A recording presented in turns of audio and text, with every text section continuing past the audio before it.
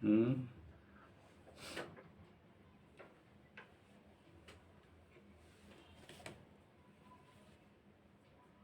हाँ, सुरू झालं का?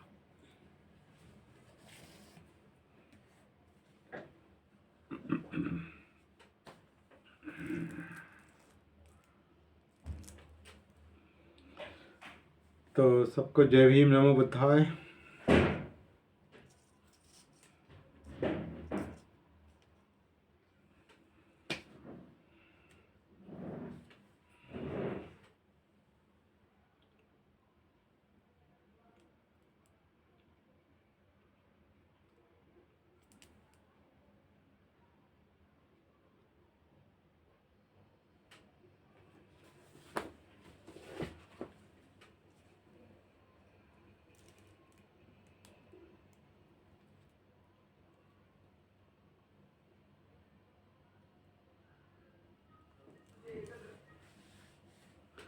आज नेटवर्क का प्रॉब्लम है,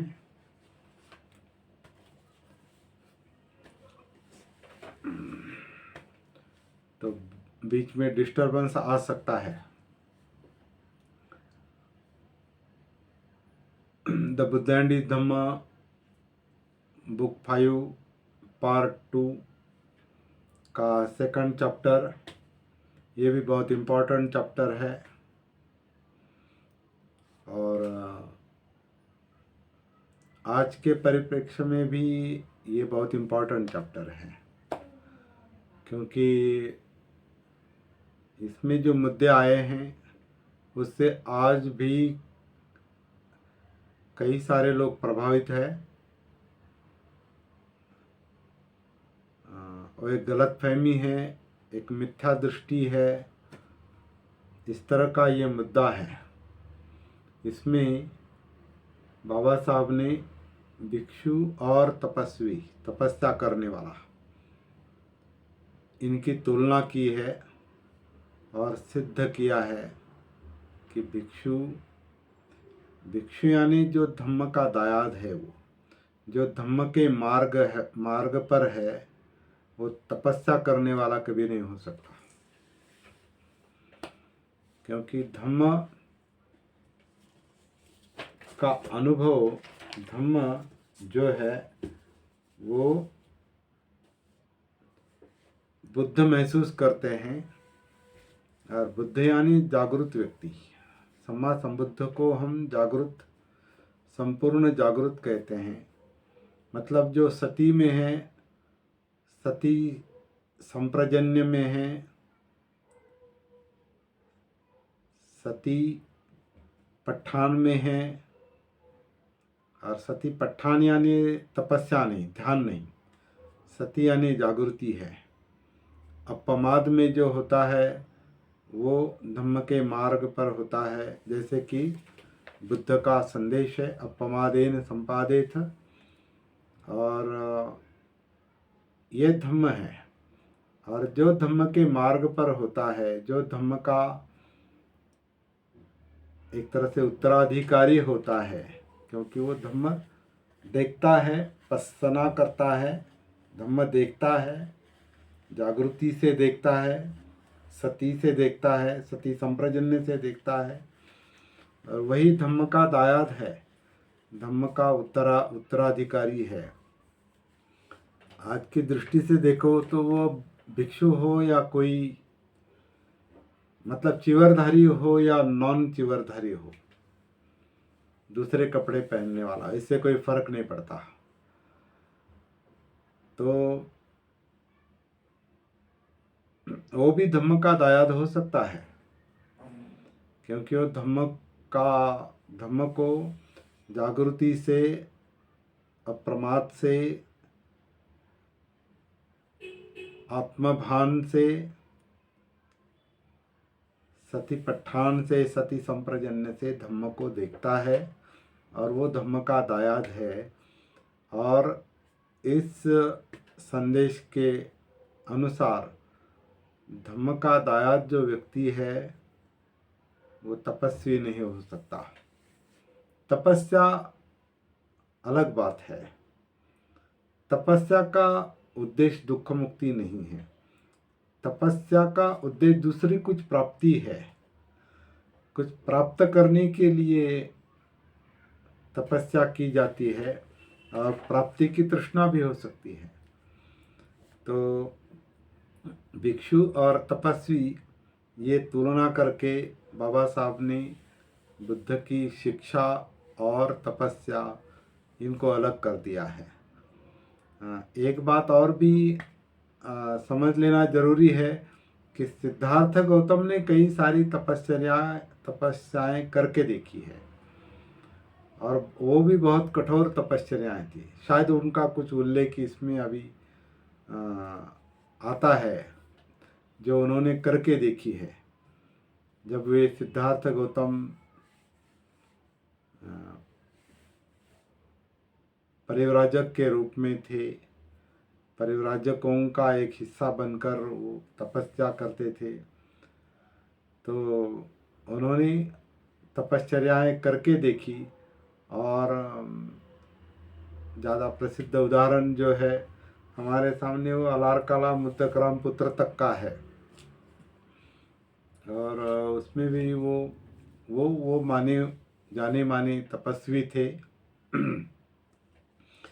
और सिद्धार्थ गौतम ने उनसे जो कुछ तपस्याएं सीखी, ध्यान साधनाएं सीखी, उसमें वो उनके बराबरी के हो गए।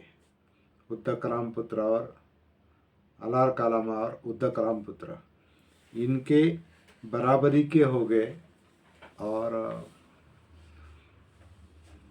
दोनों उनसे कहते हैं कि अभी हमारे पास बताने के लिए कुछ नहीं है, और आप रुकिए। एक एक करके कहते हैं अलारकाला उद्दकराम पुत्र, आप रुकिए और इस संघ का नायकत्व आप ही करिए, या साथ मिलकर करेंगे।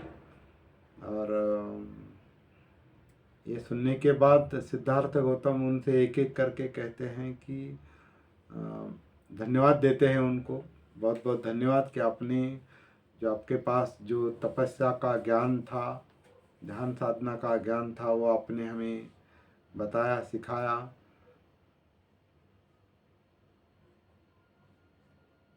लेकिन अलारकालाम और उद्दकराम पुत्र की तपस्याएं, ध्यान साधनाएं, इन दोनों से सिद्धार्थ गौतम कहते हैं कि दुख मुक्ति नहीं मिलती।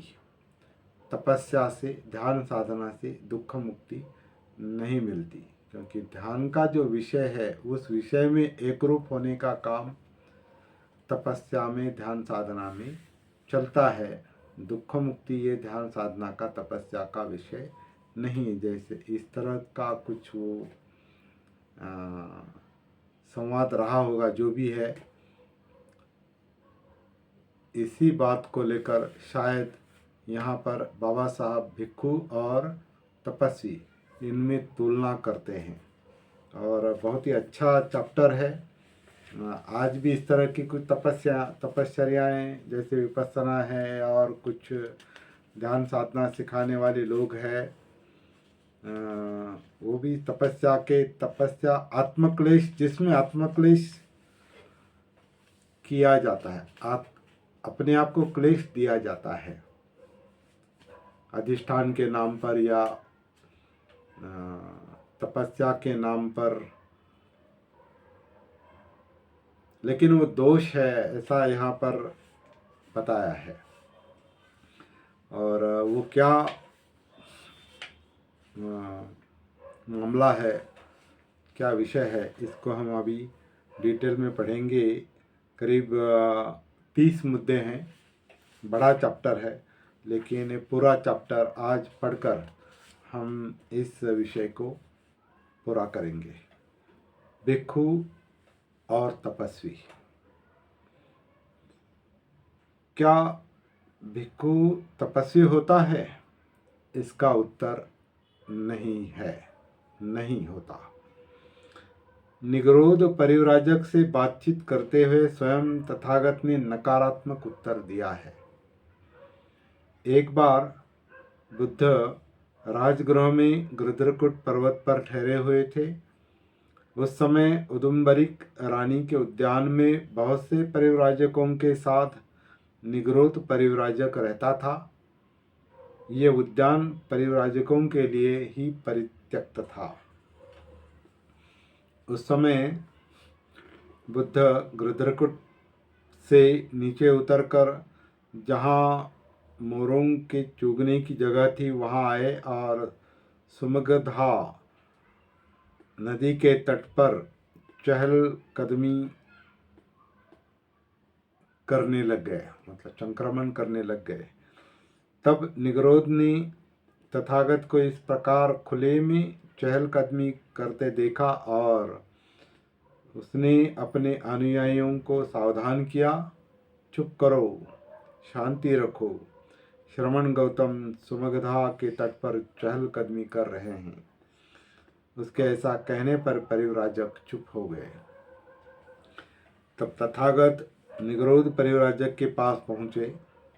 निगरोध परिव्राजक बोला, हे भगवान सुगत, आप पधारे, भगवान का स्वागत है, तथागत का स्वागत है। चिरकाल के बाद भगवान ने इधर दर्शन देने की कृपा की है। आप कृपया आसन ग्रहण करें, आपके लिए आसन सुसज्जित है।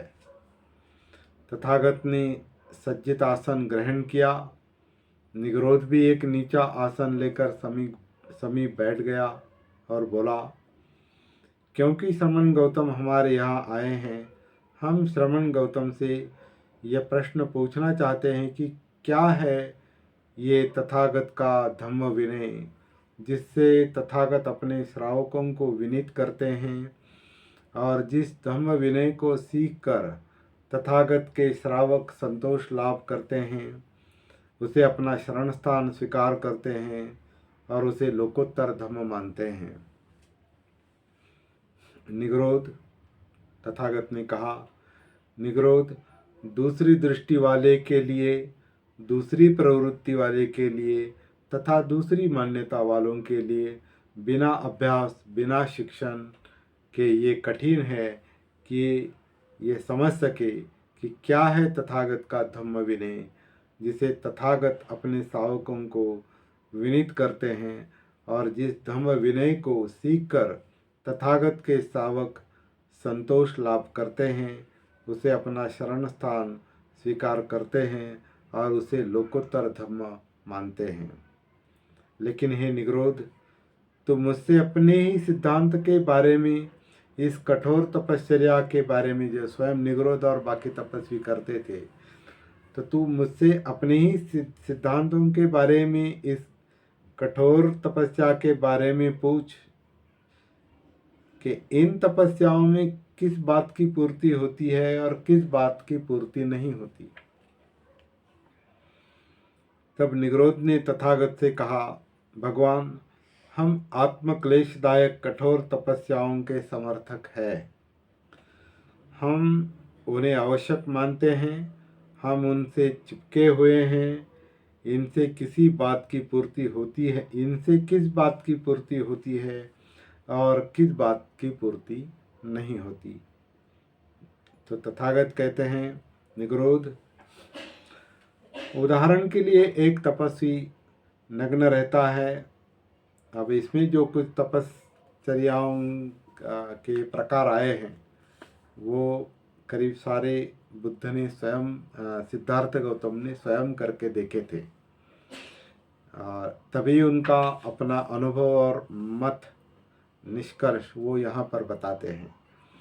निगरोध, उदाहरण के लिए एक तपस्वी नग्न रहता है, कुछ भद्दी बातें करता है, अपने हाथ चाटता है, यदि कोई कहे कि भिक्षार्थ पधारिए तो उसकी भी नहीं सुनता, यदि कोई कहे कि भिक्षार्थ रुकिए तो उसकी भी नहीं सुनता, जो कुछ उसके लिए खास तौर पर लाया गया हो उसे स्वीकार नहीं करता, जो कुछ उसके लिए खास तौर पर तैयार किया गया है उसे स्वीकार नहीं करता, कोई निमंत्रण स्वीकार नहीं करता, वह पकाने के बर्तन में से दी हुई चीज़ स्वीकार नहीं करता, देहली के अंदर रखी हुई कोई चीज़ स्वीकार नहीं करता, न उखल में रखी हुई, न लकड़ियों में रखी हुई, न चक्की में पीसी हुई, न उन दो जनों द्वारा दी गई कोई चीज़ स्वीकार करता है जो इकट्ठे बैठकर खा रहे हैं।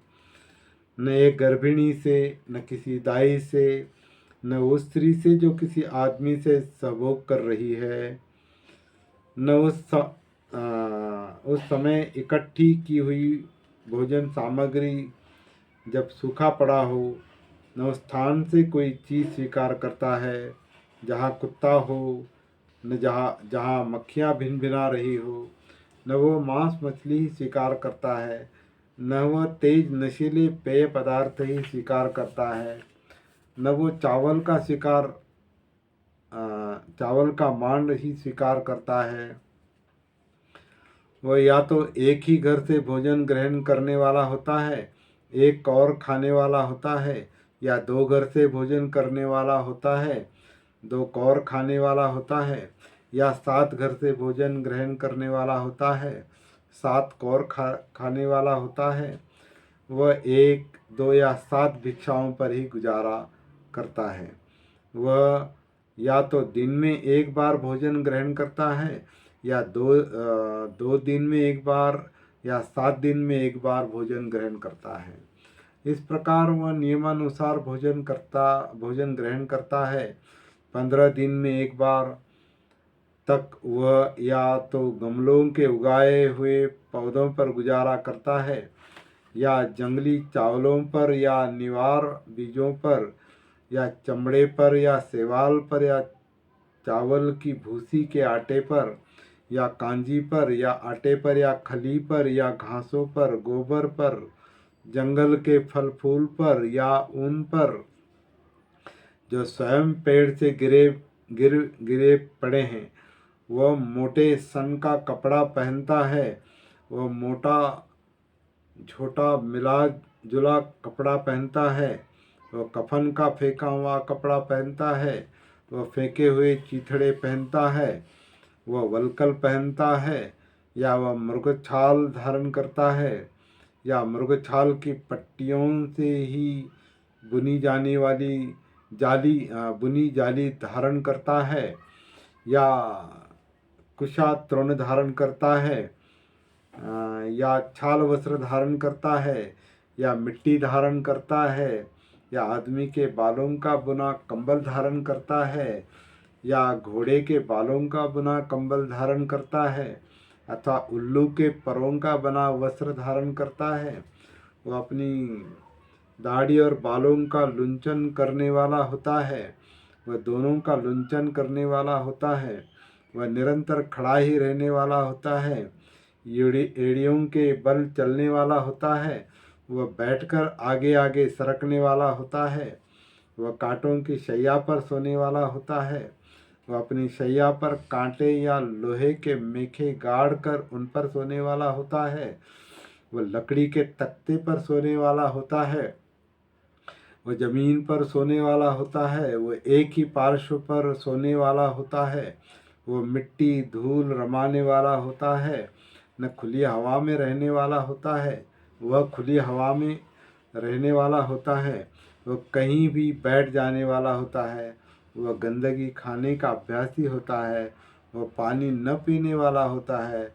वह गर्म ही पानी पीने वाला होता है, या वो होता है प्रातः प्रातः मध्याह्न और संध्या को स्नान करने वाला। इतनी सारी तपस्याएं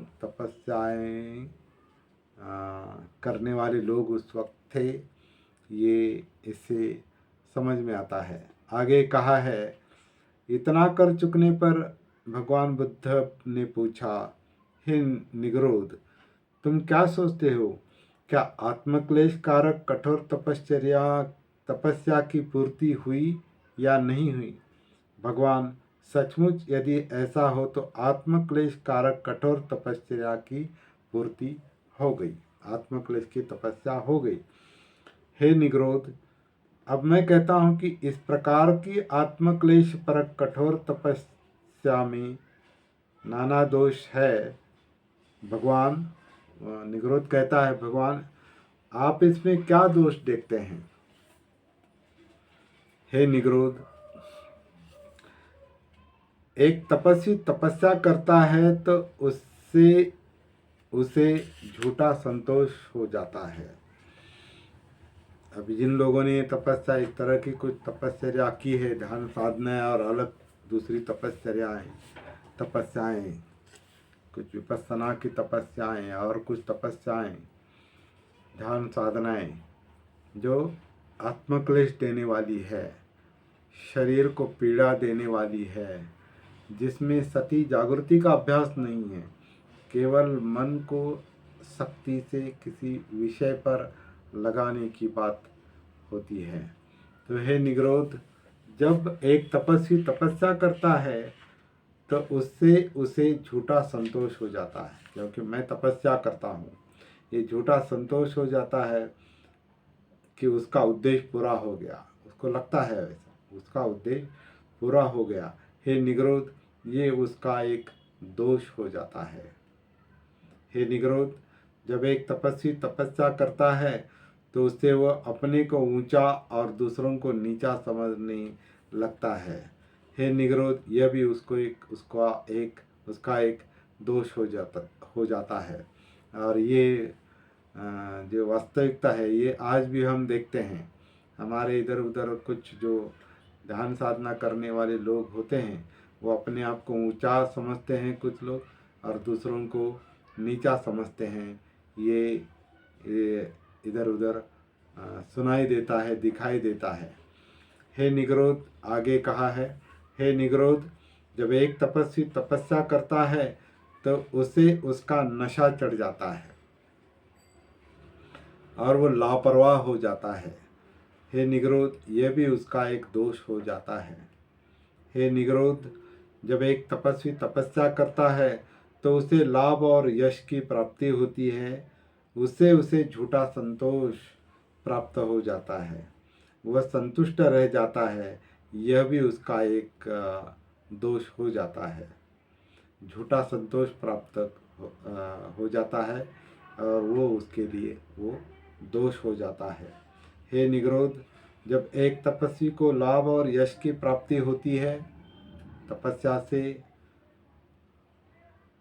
तो उससे वह अपने को ऊंचा और दूसरे को नीचा समझने लगता है, यह भी उसका एक दोष हो जाता है। ये बात दोबारा आई है।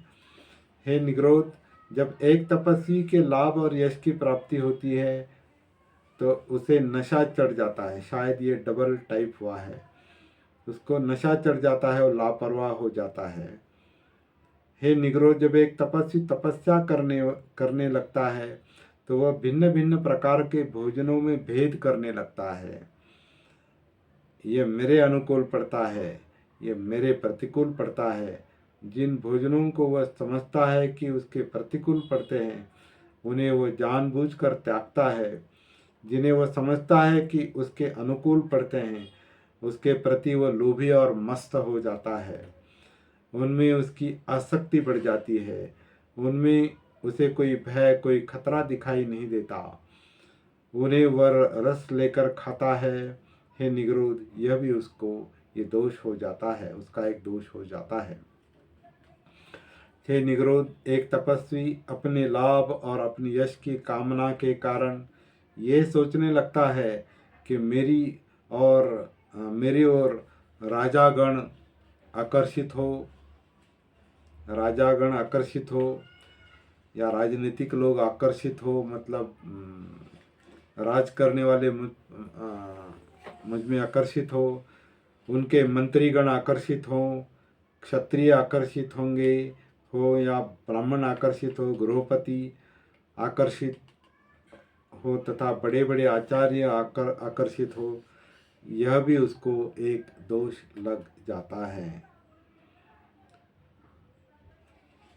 हे निग्रोध, एक अलग तरीके से भी लिखा है, वही पढ़ते हैं हम।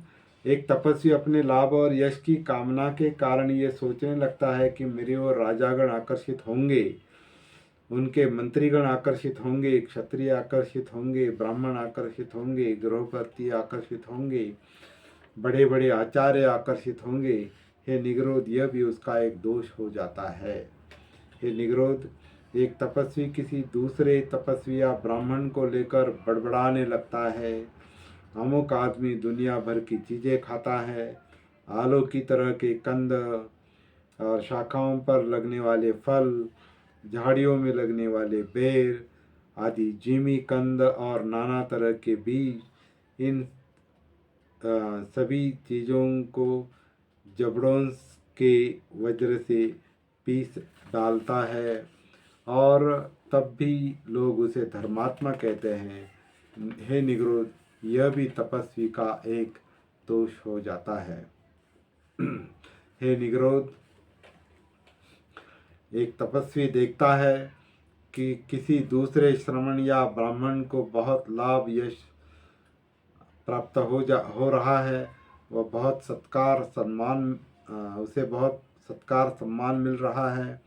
इसे देखकर वह सोचता है कि नागरिक इस आदमी का जो इतने ऐशो आराम के साथ रहता है, इतना आदर सत्कार करते हैं, इसे नागरिकों से इतना लाभ और यश प्राप्त होता है, लेकिन मैं जो तपस्वी हूँ, मैं जो इतनी कठोर तपस्या करता हूँ, मेरी ओर कोई ध्यान नहीं देता, मेरा कोई आदर सत्कार नहीं करता, मुझे लाभ और यश की प्राप्ति नहीं होती, इसलिए उसे उन उन नागरिकों से शिकायत हो जाती है। यह भी तपस्वी का एक दोष हो जाता है। हे निग्रोध, एक तपस्वी रहस्यमय हो जाता है। उसे, अब ये रहस्यमय शब्द किसका अनुवाद है देखना पड़ेगा, अंग्रेजी शब्द का। हे निग्रोध, एक तपस्वी रहस्यमय हो जाता है। उसे यदि पूछा जाए कि आप इस बात को स्वीकार करते हैं या नहीं, तो स्वीकार करते हुए वह कहेगा कि स्वीकार नहीं करता, और अस्वीकार करते हुए कहेगा कि स्वीकार करता हूँ। इस प्रकार वह जानबूझकर झूठ बोलता है। रहस्य मतलब एक गूढ़ गूढ़ एक तरह से जवाब देता है। मतलब जो अस्वीकार है उसे स्वीकार कहता है, जो स्वीकार है उसे अस्वीकार कहता है। इस प्रकार वह जानबूझकर झूठ बोलता है। यह भी तपस्वी का एक दोष हो जाता है। हे निग्रोध, एक तपस्वी गुस्सा भी हो सकता है और उसके मन में द्वेष भी अपना घर बना सकता है। यह भी तपस्वी का एक दोष बन जाता है। हे निग्रोध, तपस्वी ढोंगी बन सकता है,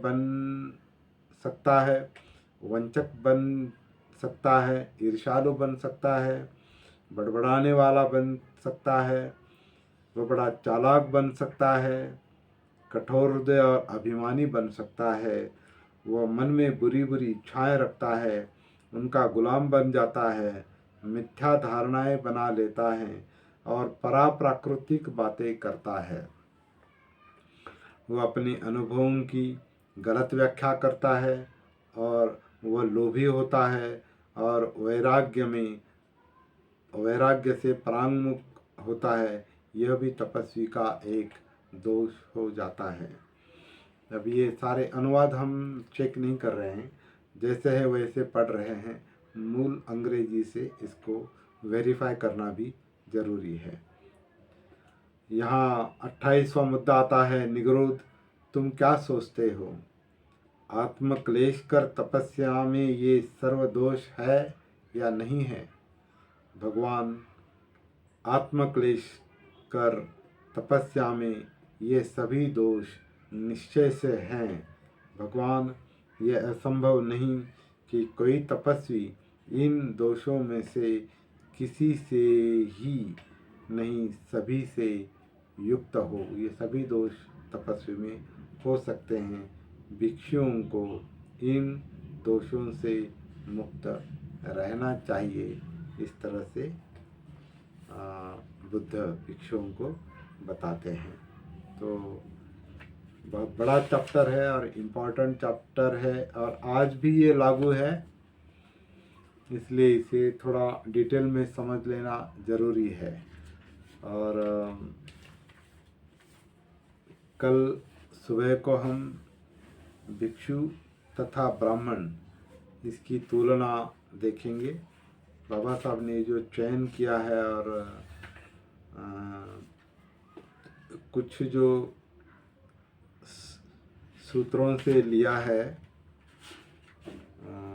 अपना मुद्दा सिद्ध करने के लिए, उस पर प्रश्न भी निर्माण हो सकते हैं कि यह सूत्रों में आया है, सूत्रों में आया है वही उन्होंने लिया है और अपनी बात रखी है। तो आज के लिए मेरे ख्याल से इतना काफ़ी है। कल सुबह हम 7:30 बजे भिक्षु तथा ब्राह्मण इस तुलनात्मक चर्चा पर विचार करेंगे। जय भीम, नमो बुद्धाय।